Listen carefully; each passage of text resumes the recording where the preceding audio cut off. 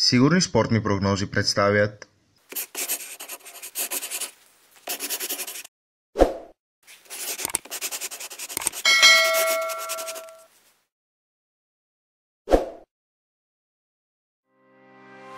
Здравейте, приятели и любители на футболните прогнози! Аз съм Крум Димитров, а вие сте отново с нашия YouTube канал Сигурни спортни прогнози, както и с нашата рубрика Топ прогноза, в която избираме, подготвяме и анализираме един сингъл матч на около 2 коефициента.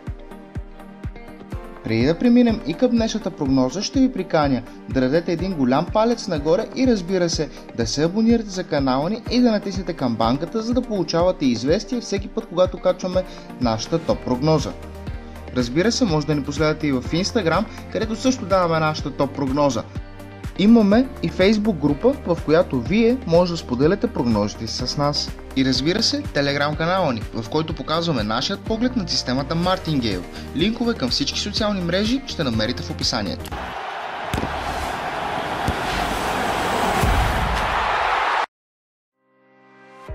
Здравейте, приятели! Отново е четвъртък и отново на дневен ред са мачовете от втория по сила клубен турнир в Европа. Днес са реваншите за 16 на финалите и за вас сме решили да разнищим матча, който ще се играе в Прага между Славия и Севилия. Двата отбора направиха зрелищно реми в Испания, завършвайки 2-2, и сега позицията на домакините е една идея по-добра с двата гола на чужд терен. Славия играят много силно напоследък, след като от началото на новата година имат изиграни 8 мача, в които имат записани 5 победи, 2 равенства и само една загуба, която дойде при гостуването на Виктория Пилзен. Това е и прекия им конкурент за титлата в Чехия. За Лига Европа Славия успя да се пребори с отборите на Зенит, Бордо и Копенхаген, за да продължат към директната фаза, където срещнаха отбора на Генк. В първият двубой завърши 0-0 в Прага, но след това в Белгия чехите се развихриха и победиха с 4-1. Севилия поне по статистика изглежда в доста по-слаба форма, но все пак нека не забравяме, че това е любимата купа на испанците. Гостите записаха 2 победи за последните 5 мача и 1 равенство, именно срещу чешкия си опонент.